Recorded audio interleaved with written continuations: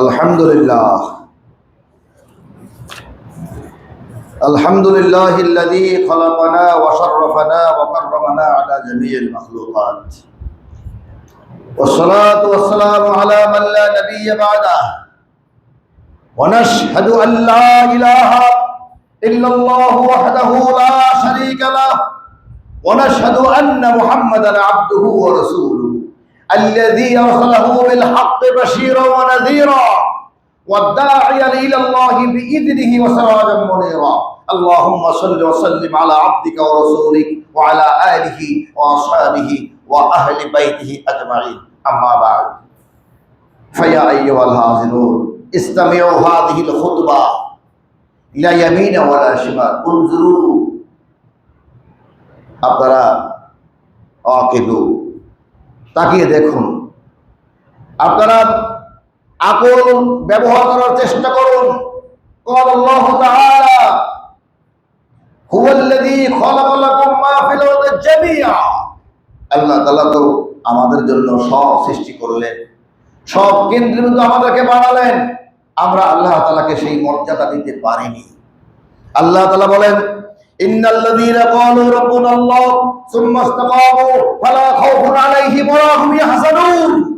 নিশ্চয়ই যারা বলে আল্লাহ আমাদের রব, সুম্মা ইসতাকামু সেই কথার উপরে মজবুত থাকে, দাঁড়িয়ে থাকে, ফালা খাউফুন আলাইহিম তাদের কোনো ভয় নাই আর কোনো চিন্তার কারণ নাই। এত ভয় কেন? কিসের ভয় কাজ করছে? মুমিনরা যদি জীবিত থাকে আল্লাহ তাআলার বিধানের পরে জীবিত থাকবে, আর মরে যাবে তো আল্লাহ তাআলার জন্য মরে যাবে, মরলে তারা তো শহীদ হবে, বাঁচলে তারা গাজী হবে। অনেক ষড়যন্ত্র চলছে। হিন্দু ধর্মাবলম্বী ইসকনের মাধ্যমে মুসলিম নারীদেরকে ধর্ষণ করা হচ্ছে। গাজীপুরে যে পরিস্থিতি সৃষ্টি হয়েছে,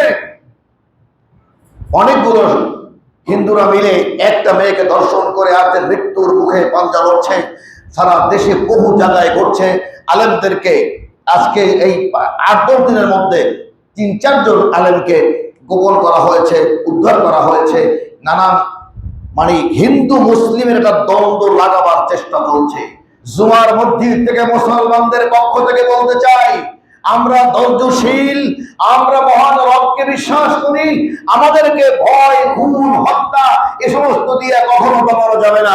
আমরা আল্লাহ তাআলার জন্য রুকু করি, সিজদা করি, আল্লাহর জন্য জীবন দিতে আমরা রাজি আছি। অতএব শান্ত রাখতে হবে, সরকারকে কঠিনভাবে দেখতে হবে। আগুনের পর আগুন লাগছে, এয়ারপোর্টে যে আগুনটা পড়েছে, আমার এক মুসল্লির গতকালকে কেঁদে দিয়েছে। 10 লক্ষ টাকার মাল এনেছিল, জুতা, এগুলো পুরো সাক্ষা হয়ে গিয়েছে। এরকম করে হাজার ব্যবসায়ীর মাল ধ্বংস হয়ে গিয়েছে। অনেকের এটাই ছিল শেষ সম্বল, শেষ হয়ে গেছে, তারা পথের ভিখারি হয়ে যাবে। এসব বিষয়ে অবশ্যই একটি রাষ্ট্র শুধু জিকিরে বসে থাকলে রাষ্ট্র চলবে না। আল্লাহর জিকিরও লাগবে, ফিকিরও লাগবে, মেধা লাগবে, যোগ্যতা লাগবে। চতুর্দিক দিয়ে রাসূল সাল্লাল্লাহু আলাইহি ওয়াসাল্লাম এজন্য 29টি ছোট্ট ছোট্ট যুদ্ধ ছিল, তা গজওয়া বলে না, সাইর বলা হয়। এগুলো দিয়ে তিনি লোক পাঠাতেন, অমুক জায়গায় 5 জন চলে যাও, দেখো কি করতেছে। এই যে ইসলাম, মানুষ এটাকে ভুলে গিয়ে মনে করছে ইসলাম আর রাজনীতি আলাদা। রাষ্ট্র চালাবে এক ধরনের মানুষ, তারা আল্লাহকে সিজদা করে না, তাওহীদ করে না, আল্লাহর পক্ষে আল্লাহর সাথে যোগাযোগ রাখে না, তারা ওইগুলো পারবে না। আবার যারা নামাজ রোজায় মগ্ন, তারা আবার দেশের দিকে তাকাবে না, খালি সুবহানাল্লাহ বললে তো দেশ চলবে না। আল্লাহ আমাদেরকে সকল গুণে নবীজি বলছেন গুণান্বিত হতে। প্রিয় ভাইয়ারা, আল্লাহু তাআলা আল্লাহ প্রশ্ন করেছেন আগুন সম্পর্কে, তোমরা কি ভেবে দেখেছো? বানাতে পারো আগুন? আনতুম আনশাআতুম, আমি আগুনকে পৃথিবীতে সৃষ্টি করেছি। আফরাআইতুমুল মা আল্লাযী তাশরাবুন, তোমরা যে পানি চিন্তা করেছো, একবারও পানি কেমনে বানিয়েছি আমি, এর কাজ কি? তোমরা যে মানুষ হয়েছো, আফরাআইতুমুন নার আফরাআইতুম মা তাহরাসুন আফরাআইতুম মা তুমনুন, তোমাদেরকে বানাইছি কেবে, কি করে তোমাদেরকে আমি সৃষ্টি করলাম। আইয়ুল ইখওয়ান ইকরাউল কোরআন, কোরআনের কাছে যাই, সব প্রশ্নের জবাব চলে আসবে। আপনি মানুষ হিসাবে আল্লাহ তাআলার কাছে যে কি পেয়েছেন আর কি দিয়েছেন সুম্মা লাতুসআলুন্না ইয়াওমাইযিন আনিন নাঈম। কিয়ামতের দিন তো আল্লাহ একটা একটা করে ধরবেন, এখন কিছু বলতেছে না। তোমাকে নিয়ামত দিলাম, বুদ্ধি, জ্ঞান, বিবেক, আকল কোথায় খাটালে, কার জন্য খাটালে? আমি আল্লাহ পড়ে থাকলাম, মসজিদের মাঝে রেখে দিলে আমার আল্লাহর কথা কোথায় বলছো তোমরা? আসুন আমরা আল্লাহ তাআলার ব্যাপারে সচেষ্ট হই।